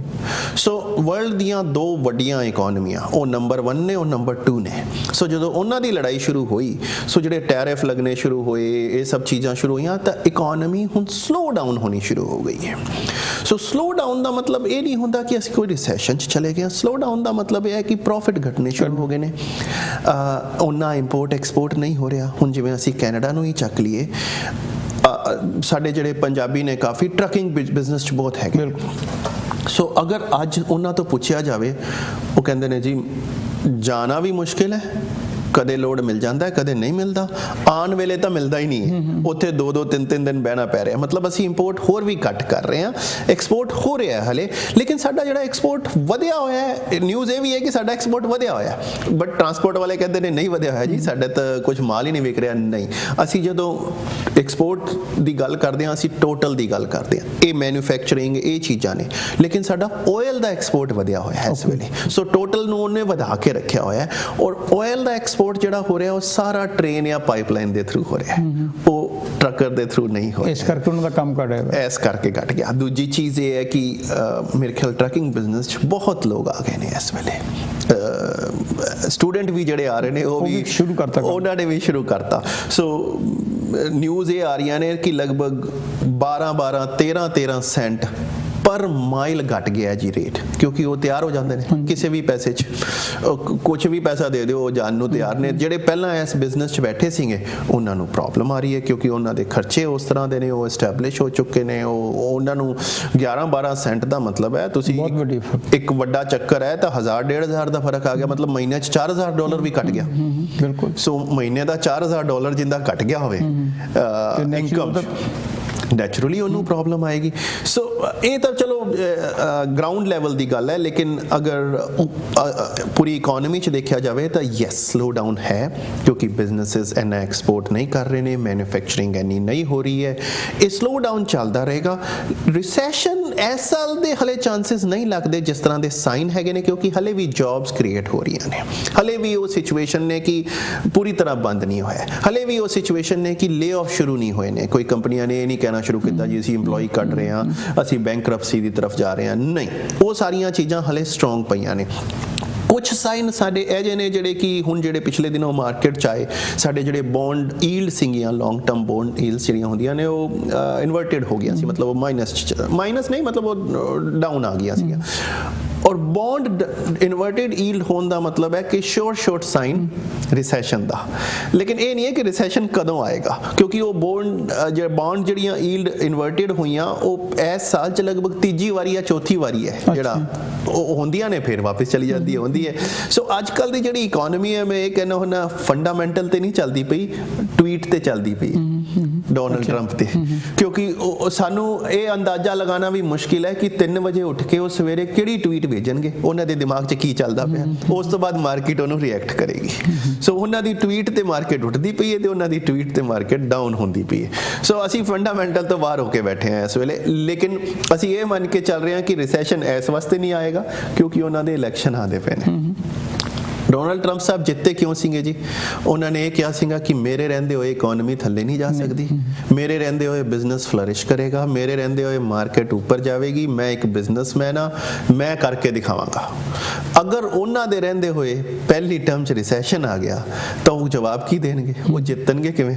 ਸੋ ਕਿਸੇ ਤਰ੍ਹਾਂ ਵੀ ਜੋ ਵੀ ਉਹਨਾਂ ਨੇ ਕਰਨਾ ਹੈ, ਉਹ ਰਿਸੈਸ਼ਨ ਨਹੀਂ ਆਉਣ ਦੇਣਗੇ। ਮੈਨੂੰ ਇਹ ਲੱਗਦਾ ਪਿਆ ਇਸ ਸਾਲ ਤਾਂ ਆਉਣ ਦੀ ਕੋਈ ਉਮੀਦ ਨਹੀਂ ਲੱਗਦੀ ਪਈ। ਨੈਕਸਟ ਈਅਰ ਇਲੈਕਸ਼ਨ ਤੋਂ after election maybe ਔਰ ਜਾਂ ਉਦੋਂ ਤੱਕ ਹਾਲਾਤ ਠੀਕ ਹੋ ਜਾਣ, ਕਿਉਂਕਿ ਦੋ ਤਰ੍ਹਾਂ ਦੀਆਂ ਪਾਲਿਸੀਆਂ ਹੁੰਦੀਆਂ ਨੇ ਡਾਕਟਰ ਸਾਹਿਬ। ਜਦੋਂ ਥੋੜਾ ਜਿਹਾ ਵੀ ਸਲੋ ਡਾਊਨ ਹੋਣਾ ਸ਼ੁਰੂ ਹੁੰਦਾ ਹੈ, ਇੱਕ ਹੁੰਦਾ ਹੈ ਮੋਨਿਟਰੀ ਸਟਿਮੂਲੇਸ਼ਨ, ਇੱਕ ਹੁੰਦਾ ਹੈ ਫਿਸਕਲ ਸਟਿਮੂਲੇਸ਼ਨ। ਸੋ ਸਟਿਮੂਲੇਸ਼ਨ ਦਿੱਤਾ ਜਾਂਦਾ ਇਕਨੋਮੀ ਨੂੰ, ਇੰਜੈਕਸ਼ਨ ਲਾਏ ਜਾਂਦੇ ਨੇ, ਸਿੱਧੀ ਜੀ ਗੱਲ ਹੈ ਜੀ। ਤੁਸੀਂ ਬੰਦੇ ਨੂੰ ਅਗਰ ਬਿਮਾਰ ਹੋ ਜਾਵੇ, ਉਹਨੂੰ ਤੁਸੀਂ ਹਸਪੀਟਲ 'ਚ ਇੰਜੈਕਸ਼ਨ ਲਾ ਰਹੇ ਹੋ, ਤੁਸੀਂ ICU 'ਚ ਪਾ ਕੇ ਉਹਨੂੰ ਗਲੂਕੋਜ਼ ਚੜਾ, ਜੋ ਵੀ ਕਰ ਰਹੇ ਹੋ ਤੁਸੀਂ, ਨੀਡਲਸ ਲਾ ਰੱਖੀਆਂ ਨੇ। ਸੋ ਸਾਨੂੰ ਵੀ ਇਕਨੋਮੀ ਨੂੰ ਨੀਡਲਸ ਲਾਣੀਆਂ ਪੈਂਦੀਆਂ ਨੇ, ਬੂਸਟ ਦੇਣਾ ਪੈਂਦਾ ਹੈ। ਸੋ ਬੂਸਟ ਇਸ ਤਰ੍ਹਾਂ ਦੀਆਂ ਸਟਿਮੂਲੇਸ਼ਨ ਨਾਲ ਹੁੰਦਾ ਹੈ। ਸੋ ਮੋਨਿਟਰੀ ਸਟਿਮੂਲੇਸ਼ਨ ਦਾ ਮਤਲਬ ਇਹ ਹੋ ਗਿਆ ਕਿ ਬੈਂਕ ਜਿਹੜਾ ਹੈ ਇੰਟਰਸਟ ਰੇਟ ਘਟਾਏਗਾ।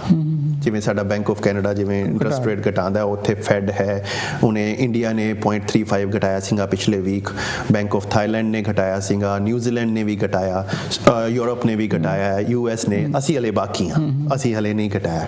ਸੋ ਇਹਨੂੰ ਘਟਾਉਣ ਦਾ ਮਤਲਬ ਹੈ ਕਿ ਅਸੀਂ ਮਾਰਕੀਟ 'ਚ ਪੈਸਾ ਥੋੜਾ ਸਸਤਾ ਕਰ ਰਹੇ ਹਾਂ, ਵੀ ਲੋ ਤੁਸੀਂ ਬਿਜ਼ਨਸ ਕਰੋ, ਇਨਵੈਸਟ ਕਰੋ, ਬਿਜ਼ਨਸ 'ਚ ਇਨਵੈਸਟ ਕਰੋ, ਨਵੀਆਂ ਜੌਬਸ ਕ੍ਰੀਏਟ ਕਰੋ, ਨਵੀਆਂ ਚੀਜ਼ਾਂ ਕਰੋ। ਸੋ ਇਹ ਤਾਂ ਹੋ ਗਈ ਮੋਨਿਟਰੀ ਪਾਲਿਸੀ।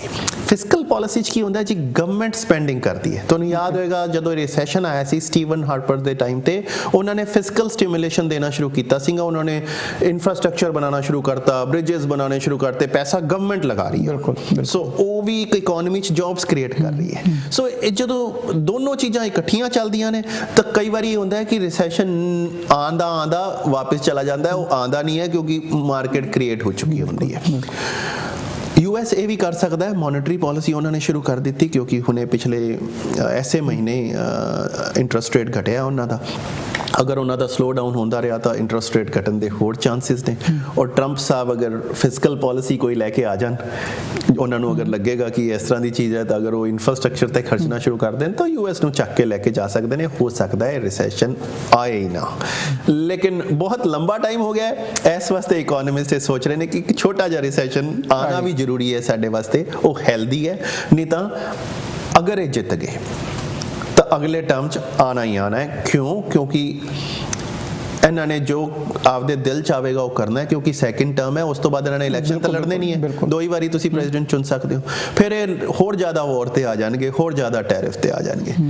ਮੈਂ ਇਹ ਸੋਚ ਰਿਹਾ ਕਿ ਅਗਰ ਇਹ ਨਹੀਂ ਜਿੱਤੇ, ਦੂਜਾ ਕੋਈ ਪ੍ਰੈਜ਼ੀਡੈਂਟ ਆ ਗਿਆ ਤਾਂ ਉਹਦੇ ਕੇਸ ਵੀ ਆਵੇਗਾ, ਕਿਉਂਕਿ ਇਹ ਜਿਹੜਾ ਇੰਨਾ ਜ਼ਿਆਦਾ ਸਟਿਮੂਲੇਸ਼ਨ ਦਿੱਤਾ ਹੋਇਆ, ਅਗਰ ਇਕਨੋਮੀ ਨਹੀਂ ਸੰਭਲੀ ਉਸ ਲਈ, ਅਗਰ ਸੰਭਲ ਗਈ ਤਾਂ ਫਿਰ ਤਾਂ ਕਿਸੇ ਵੇਲੇ ਵੀ ਨਹੀਂ ਆਣਾ, ਅਗਰ ਨਹੀਂ ਸੰਭਲੀ ਤਾਂ ਉਸ ਕਾਰਨ ਵੀ ਆ ਸਕਦਾ। So time to watch is after US election president. ਉਸ ਤੋਂ ਪਹਿਲਾਂ ਅਸੀਂ ਹਲੇ ਥੋੜੇ ਜਿਹੇ ਹੈਜ਼ੀਟੈਂਟ ਆ।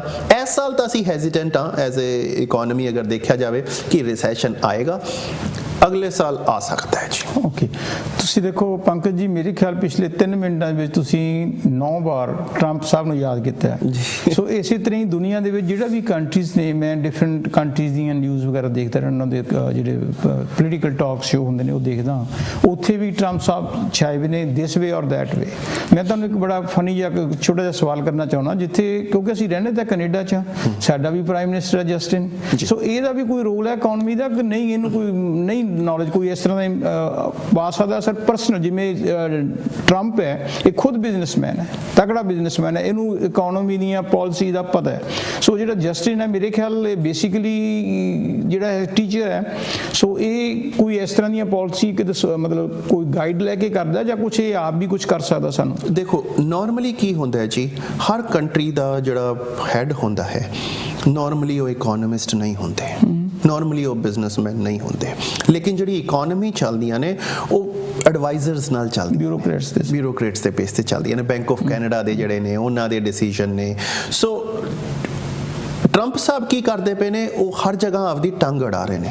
ਮੈਂ 9 ਵਾਰੀ ਨਾਮ ਇਸ ਵਾਸਤੇ ਲਿੱਤਾ ਉਹਨਾਂ ਦਾ, ਜੋ ਵੀ ਹੁਣ 10ਵੀਂ ਵਾਰੀ ਲੈ ਲਿਆ। ਮੈਨੂੰ ਕਈ ਵਾਰੀ ਲੱਗਦਾ ਉਹਨਾਂ ਨੂੰ ਨੌਲੇਜ ਹੈ ਹੀ ਨਹੀਂ ਜਿਸ ਤਰ੍ਹਾਂ ਉਹ ਐਕਟ ਕਰਦੇ ਨੇ, ਕਿਉਂਕਿ ਉਹ ਸਿਰਫ ਆਪਦੇ ਆਪ ਨੂੰ ਕਹਿੰਦੇ ਨੇ ਮੈਂ ਸ਼ੋਮੈਨ। ਉਹ ਸ਼ੋਮੈਨ ਹੈ, ਟਰੂਡੋ ਸ਼ੋਮੈਨ ਨਹੀਂ ਹੈ, ਜਾਂ ਦੂਜੀਆਂ ਕੰਟਰੀਆਂ ਦੇ ਉਹ ਸ਼ੋਮੈਨ ਨਹੀਂ ਹੈਗੇ। ਇਹ ਆਪਦੇ ਆਪ ਨੂੰ ਸਾਰੀ ਤਾਂ US ਦੀ ਉਹਨਾਂ ਦੀ ਜਿਹੜੇ ਇਕਨੋਮਿਸਟ ਨੇ, ਬਿਜ਼ਨਸਮੈਨ ਨੇ, ਉਹਨਾਂ ਦੇ ਖਿਲਾਫ ਪਏ ਹੋਏ ਨੇ। ਉਹ ਕਹਿ ਰਹੇ ਨੇ ਕਿ ਇਹ ਗਲਤ ਕਰ ਰਿਹਾ ਹੈ। ਸੋ ਸਾਰੇ ਬਿਜ਼ਨਸਮੈਨ ਗਲਤ ਨੇ ਜਾਂ ਪ੍ਰੈਜ਼ੀਡੈਂਟ ਗਲਤ ਹੈ? ਸੋ ਅਗਰ ਉਸ ਤਰ੍ਹਾਂ ਅਗਰ ਸੋਚਿਆ ਜਾਵੇ ਤਾਂ ਅਸੀਂ ਕੰਪੇਅਰ ਕਰ ਰਹੇ ਹਾਂ ਟਰੂਡੋ ਨਾਲ, ਅਸੀਂ ਕੰਪੇਅਰ ਨਹੀਂ ਕਰ ਸਕਦੇ ਉਸ ਚੀਜ਼ ਨੂੰ। ਕਿਉਂ ਨਹੀਂ ਕਰ ਸਕਦੇ? ਕਿਉਂਕਿ ਸਾਡੀ ਜਿਹੜੀ ਇਕਨੋਮੀ ਹੈ, ਮੈਂ ਪਹਿਲਾਂ ਦੱਸਿਆ 2 ਟ੍ਰਿਲੀਅਨ ਡਾਲਰ ਦੀ ਹੈ, ਉਹ 18 ਟ੍ਰਿਲੀਅਨ ਡਾਲਰ ਦੀ। ਉਹਨਾਂ ਦੀ ਇਕਨੋਮੀ ਨੂੰ ਕੁਝ ਹੁੰਦਾ ਤਾਂ ਪੂਰੀ ਦੁਨੀਆ ਚੰਗਾਮਾ ਹੁੰਦਾ ਹੈ। ਸਾਡੀ ਇਕਨੋਮੀ ਨੂੰ ਕੁਝ ਹੁੰਦਾ ਤਾਂ US ਨੂੰ ਵੀ ਫਰਕ ਨਹੀਂ ਪੈਂਦਾ, ਮੈਕਸੀਕੋ ਨੂੰ ਵੀ ਫਰਕ ਨਹੀਂ ਪੈਂਦਾ। ਸੋ ਅਸੀਂ ਬਹੁਤ ਛੋਟੀ ਜਿਹੀ ਇੱਕ ਹਲੇ ਕੀ ਕਹਿੰਦੇ ਨੇ, ਮੁਰਗੀ ਦਾ ਹਲੇ ਪੈਦਾ ਹੀ ਹੋਇਆ ਹੈ, ਅੰਡਾ ਹੀ ਹੈ ਹਲੇ। ਅਸੀਂ ਤਾਂ ਹਲੇ, ਇੰਡੀਆ ਵੀ ਸਾਡੇ ਤੋਂ ਵੱਡਾ ਹੈ ਅਗਰ ਦੇਖਿਆ ਜਾਵੇ ਤਾਂ। ਇੰਡੀਆ ਦੀ ਜਿਹੜੀ ਇਕਨੋਮੀ ਹੈ ਉਹ ਇਸ ਵੇਲੇ ਲਗਭਗ 3.5 ਟ੍ਰਿਲੀਅਨ ਦੀ ਹੈ, ਅਸੀਂ 2 ਟ੍ਰਿਲੀਅਨ ਆ। ਸੋ ਸਾਡੇ ਤੋਂ ਲਗਭਗ 1.5 ਟ੍ਰਿਲੀਅਨ ਜ਼ਿਆਦਾ ਨੇ ਟੋਟਲ ਇਕਨੋਮੀ ਚ ਅਗਰ ਦੇਖਿਆ ਜਾਵੇ ਤਾਂ। ਲੇਕਿਨ ਬਾਕੀ ਜਿਹੜੀ ਮੈਂ ਉਹੀ ਦੁਬਾਰਾ ਕਹਿਣਾ ਚਾਹਾਂਗਾ, ਟਰੰਪ ਨੂੰ ਅਸੀਂ ਕੰਪੇਅਰ ਨਹੀਂ ਕਰ ਸਕਦੇ ਕਿਸੇ ਨਾਲ, ਉਹ ਅਲੱਗ ਹੀ ਚੀਜ਼ ਹੈ ਜੀ। ਸੋ ਜੇ ਅਸੀਂ ਮੋਦੀ ਸਾਹਿਬ ਦੀ ਗੱਲ ਕਰੀਏ, ਰਾਤੀ ਮੈਂ 15 ਅਗਸਤ ਦੀ ਉਹਨਾਂ ਦੀ ਸਪੀਚ ਸੁਣ ਰਿਹਾ ਸੀਗਾ, ਇਹੀ ਟ੍ਰਿਲੀਅਨ ਦੀ ਗੱਲ ਕਰ ਰਹੇ ਸੀ ਵੀ ਸਾਡੀ ਜਿਹੜੀ ਇਕਨੋਮੀ ਇੰਡੀਆ ਦੀ ਉਹ 3 ਹੈ ਤੇ ਅਸੀਂ ਉਹਨੂੰ 5 ਟ੍ਰਿਲੀਅਨ ਤੇ ਲੈ ਕੇ ਜਾਣੀ ਹੈ। ਉਹਨਾਂ ਨੇ ਕਈ ਸਿੰਪਲ ਤਰੀਕੇ ਨਾਲ ਗੱਲਾਂ ਸਮਝਾਈਆਂ ਵੀ ਕਿਸ ਤਰ੍ਹਾਂ ਡਿਸਟ੍ਰਿਕਟ ਦੇ ਵਿੱਚ ਅਸੀਂ ਫੂਡ ਪ੍ਰੋਸੈਸਿੰਗ ਲਾਉਣੀ ਆ, ਹੋਰ ਇੰਪੋਰਟ ਐਕਸਪੋਰਟ ਕਰਨੇ ਆ। ਸੋ ਮੇਰਾ ਇੱਕ ਛੋਟਾ ਜਿਹਾ ਤੇ ਅਚਾਨਕ ਹੀ ਮੇਰੇ ਜ਼ਿਹਨ ਦੇ ਵਿੱਚ ਇਹ ਸਵਾਲ ਆਇਆ ਸੀ ਵੀ ਜੇ ਅਸੀਂ ਮੋਦੀ ਸਾਹਿਬ ਨੂੰ ਜੇ ਮੋਦੀ ਸਾਹਿਬ ਨੂੰ ਅਸੀਂ ਟਰੰਪ ਸਾਹਿਬ ਦੇ ਨਾਲ ਕੰਪੇਅਰ ਕਰਨਾ ਹੋਵੇ ਵੀ ਕਿਹੜਾ ਬੈਟਰ ਇਕਨੋਮਿਸਟ ਹੈ ਦੋਨਾਂ ਚੋਂ? ਸਰ ਦੋਨੋਂ ਇੱਕ ਬਰਾਬਰ ਨੇ, ਮੈਂ ਤਾਂ ਇਹ ਕਹਿਣਾ। ਦੋਨੋਂ ਦੀਆਂ ਪਾਲਿਸੀਆਂ ਆਲਮੋਸਟ ਸੇਮ ਚੱਲਦੀਆਂ ਪਈਆਂ ਨੇ। ਯੈਸ, ਮੋਦੀ ਸਾਹਿਬ ਥੋੜੇ ਜੇ ਮੈਂ ਕਹਾਂਗਾ ਕਿ ਉਸ ਤਰ੍ਹਾਂ ਐਡਮੈਂਟ ਨਹੀਂ ਨੇ ਜਿਸ ਤਰ੍ਹਾਂ ਟਰੰਪ ਨੇ। ਟਰੰਪ ਜੀ ਦੇ ਦਿਮਾਗ 'ਚ ਕੁਝ ਵੀ ਆ ਜਾਂਦਾ ਹੈ ਤਾਂ ਉਹਨਾਂ ਨੇ ਉਹ ਕਰਨਾ ਹੈ। ਲੇਕਿਨ ਮੋਦੀ ਸਾਹਿਬ ਥੋੜੇ ਜਿਹੇ ਪੋਲੀਟੀਸ਼ੀਅਨ ਵੀ ਨੇ, ਬਿਜ਼ਨਸਮੈਨ ਵੀ ਨੇ, ਸੋ ਉਹ ਬੜੇ ਮਿਲ ਜੁਲ ਕੇ ਚੀਜ਼ ਕਰਦੇ ਨੇ। ਔਰ ਮੈਂ ਕਹਾਂਗਾ ਕਿ ਕਈ ਪਾਲਿਸੀਜ਼ ਉਹਨਾਂ ਦੀਆਂ ਠੀਕ ਨੇ, ਮੈਂ ਕਈ ਨਾਲ ਐਗਰੀ ਕਰਦਾ ਤੇ ਕਈ ਨਾਲ ਡਿਸਐਗਰੀ ਕਰਦਾ, ਬਟ ਇਹ ਮੇਰਾ ਓਪੀਨੀਅਨ। ਬਿਲਕੁਲ ਐਜ਼ ਏ ਫਾਈਨੈਂਸ਼ੀਅਲ ਪਲੈਨਰ ਮੇਰੇ ਨਾਲ ਵੀ ਅਗਰ ਅਸੀਂ 2 ਜਣੇ ਬਹਿਨੇ ਆ, ਜਦੋਂ ਫਾਈਨੈਂਸ਼ੀਅਲ ਪਲੈਨਰ ਜਾਂ ਮੈਂ ਕਿਸੇ ਇਕਨੋਮਿਸਟ ਨੂੰ ਸੁਣ ਰਿਹਾ ਜਾਂ 2 ਇਕਨੋਮਿਸਟ ਬੈਠੇ ਹੋਏ ਨੇ, ਤਾਂ ਦੋਨਾਂ ਦੀਆਂ ਪਾਲਿਸੀਆਂ ਅਲੱਗ ਹੋ ਸਕਦੀਆਂ ਨੇ ਕਿਉਂਕਿ ਇਲਾਜ ਕਰਨਾ ਹੈ ਅਸੀਂ ਇਕਨੋਮੀ ਦਾ। ਠੀਕ ਹੈ ਜੀ, ਮੈਂ ਤੁਹਾਡੀ ਭਾਸ਼ਾ 'ਚ ਗੱਲ ਕਰ ਰਿਹਾ, ਬਟ ਤੁਸੀਂ ਹੋ ਸਕਦਾ ਅਲੱਗ ਸਾਲਟ ਦੇ ਰਹੇ ਹੋ, ਤੁਹਾਡਾ ਦੂਜਾ ਡਾਕਟਰ ਹੋ ਸਕਦਾ ਕੋਈ ਹੋਰ ਅਲੱਗ ਸਾਲਟ ਦੇ ਰਿਹਾ ਹੋਵੇ, ਲੇਕਿਨ ਉਹਦਾ ਇਲਾਜ ਇੱਕੋ ਤਰ੍ਹਾਂ ਦਾ ਹੀ ਹੈ। ਉਹਨੇ ਮਰੀਜ਼ ਨੂੰ ਠੀਕ ਕਰਨਾ ਹੈ, ਲੇਕਿਨ ਉਹ ਮਰੀਜ਼ ਹੋ ਸਕਦਾ 5 ਦਿਨਾਂ 'ਚ ਠੀਕ ਹੋ ਜਾਵੇ, ਇੱਕ ਨੇ ਕੀਤਾ ਹੋਵੇ ਕਿ 7 ਦਿਨਾਂ 'ਚ।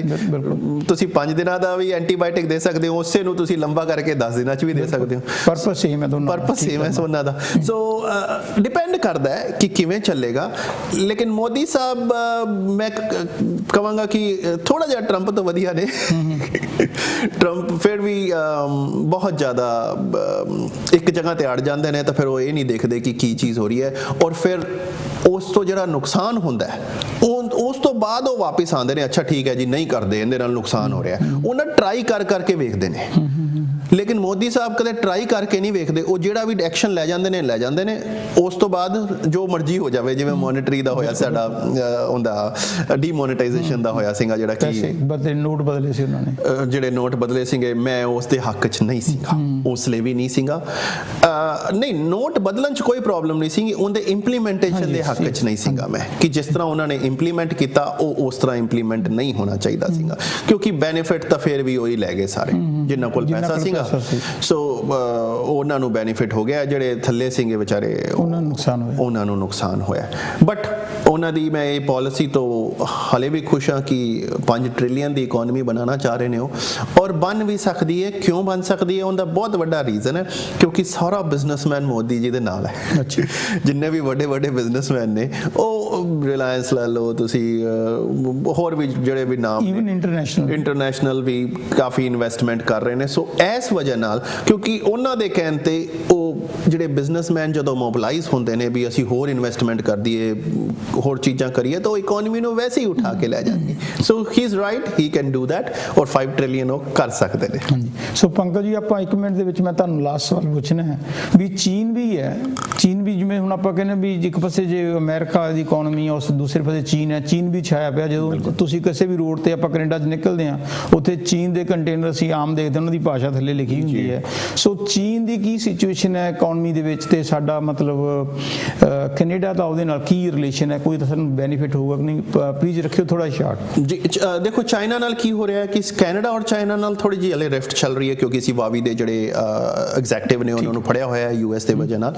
ਯੂਐਸ ਨੇ ਉਹ ਐਕਸਟ੍ਰੈਡੀਸ਼ਨ ਮੰਗੀ ਹੋਈ ਹੈ। ਸੋ ਚਾਈਨਾ ਸਾਡੇ ਨਾਲ ਥੋੜਾ ਜਿਹਾ ਨਾਰਾਜ਼ ਹੈ ਇਸ ਵੇਲੇ, ਬਟ ਚਾਈਨਾ ਦੇ ਨਾਰਾਜ਼ ਹੋਣ ਨਾਲ ਸਾਨੂੰ ਇਸ ਵੇਲੇ ਇਕਨੋਮੀ ਤੇ ਕੋਈ ਫਰਕ ਨਹੀਂ ਆ ਰਿਹਾ, ਕਿਉਂਕਿ ਸਾਡਾ ਐਡਨਾ ਕੋਈ ਵੱਡਾ ਵਪਾਰ ਨਹੀਂ। ਅਸੀਂ ਵਧਾਉਣਾ ਚਾਹ ਰਹੇ ਸੀ ਉਹਨਾਂ ਨਾਲ, ਲੇਕਿਨ ਕੈਨੇਡਾ ਨੂੰ ਕੋਈ ਅਜਿਹਾ ਇੰਪੈਕਟ ਨਹੀਂ ਹੈਗਾ, ਕਿਉਂਕਿ ਅਸੀਂ ਸਿਰਫ ਮੇਰੇ ਖਿਆਲ 100 ਬਿਲੀਅਨ ਦੇ ਕਰੀਬ ਦਾ ਕਰਦੇ ਸੀ, ਜਿੰਦੇ ਚੋਂ ਅੱਧਾ ਉਹ ਵੇਚਦੇ ਨੇ, ਅੱਧਾ ਅਸੀਂ ਵੇਚਦੇ ਹਾਂ। ਸੋ ਬਲਕਿ ਅਸੀਂ ਜ਼ਿਆਦਾ ਮਾਲ ਲੈਂਦੇ ਹਾਂ ਉਹਨਾਂ ਤੋਂ।